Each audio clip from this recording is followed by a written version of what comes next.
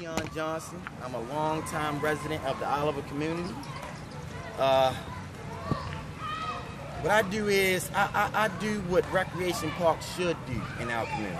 The things they should do, like after-school programs, uplifting our children, like even having recreational activities for them after school, and after they finish their after-school program, they should have some recreational activities to keep them busy.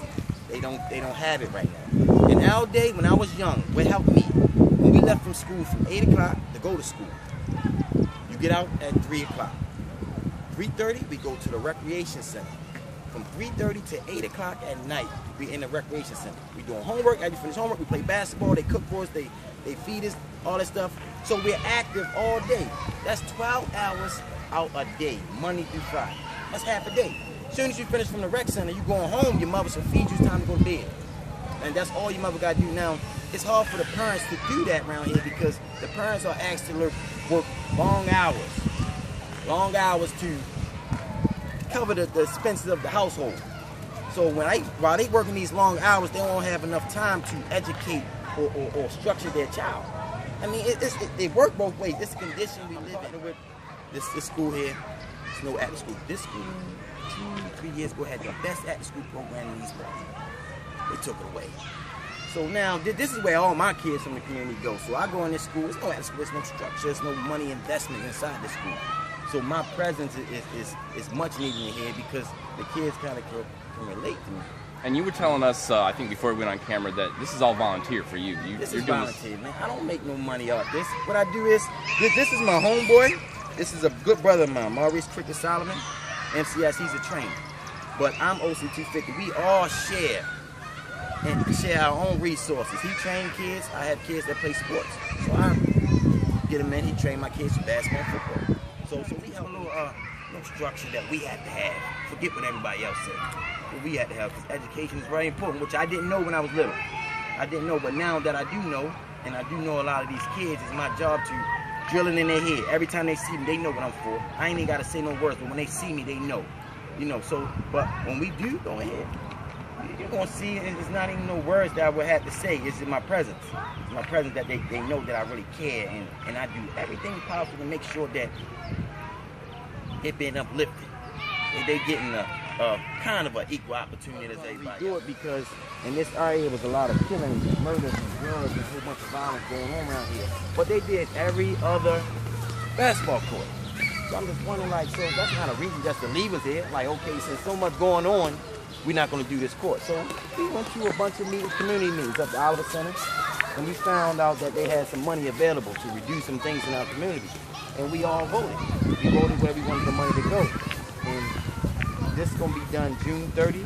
They spent $250,000 on it. So much. They didn't want to give it to us, man. They didn't want to give it to us, and it took so much. It took so much pressure, constant pressure, calls and meetings, and it probably been like 2 years. But you know, it's here. It's getting done now, and we appreciate it. And we're gonna take care of it. Because this is ours right here. This is 250. My program is Oliver Community 250. This is the whole Oliver community. All these schools and everything going on is the Oliver community. 250 is this school. Our recreation says what we do things that we know recs and parks should do. You know, like making sure that these kids are active.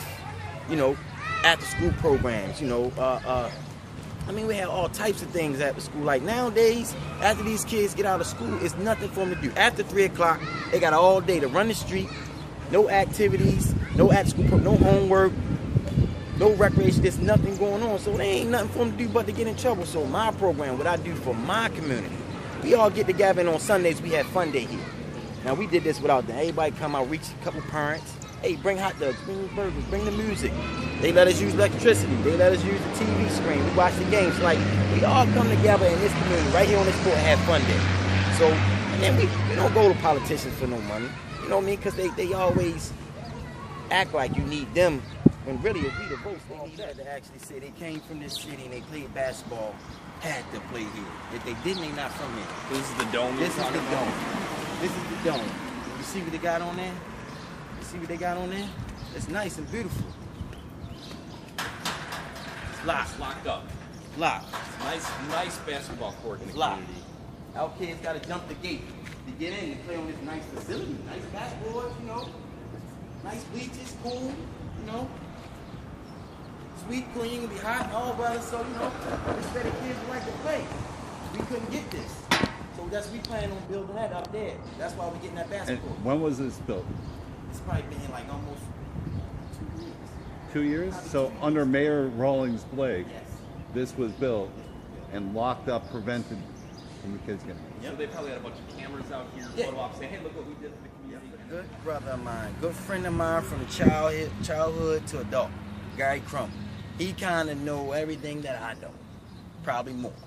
But, you know, we kind of been through the same thing. We lost a lot of friends in this community because of drugs and violence, the conditions that we live in, that leads up to police brutality. So, the same. It's not. I told you, it's not a lot of us left. A lot of our homeboys are deceased right now.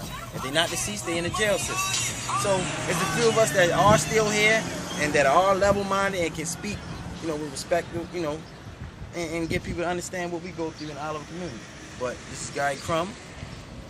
This is going to be our 12th District City Council soon.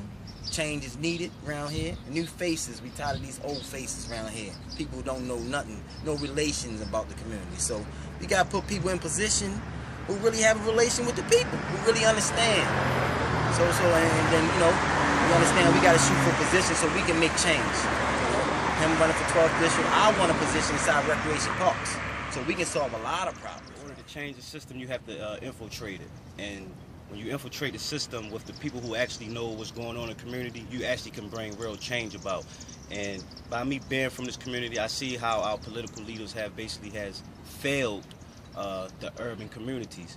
And it's going to take guys like myself and like Keyon and guys all over across the Baltimore to step up and try to change ways and do something different. So my passion is in the community. I'm not a politician, but I see that if I was the 12th District Council, I see what type of change I could bring about that's not being brought about with the people that's in in office now. So I'm just trying to spark something in the generation, my generation, the generation that's underneath of me, to let you know no matter where you come from, no matter what you've been through, you can achieve to be anything you want to do as long as you're passionate about it. And we got a lot of things going on in the community. We got a youth rally that we're going to be doing in a couple more weeks. We're going to have 1,000 kids marching, or we want to bring attention to what's the major issue here. It started from Freddie Gray and the police brutality, and now it's bringing a bigger light to what's actually the real deeper issue, which is social justice, economic justice, things of that nature. And we just gotta we gotta step up. The younger generation, we all gotta step up and become leaders of our community and try to make change. Freddie Gray incident is not just it didn't happen yesterday. This is stuff that's been deep rooted in the city since the 90s, going back to O'Malley and everybody else that was mayor. Like, these issues been here, nothing's been done about it, and until we get people in position, Commissioner Bass is not from here. He's from Los Angeles, I believe. You know what I mean? So we need people. He needs to come to the people that's in the communities like myself and the Keyons and other guys around different parts of the neighborhoods and find out what is the real issue. We need town hall meetings with the kids and the youth and the police officers to figure out what is the issue. Why is it that when y'all come into our neighborhood that y'all be riddled as being a heavy crime area, that y'all police officers come in and just harass young black men that's on the corner?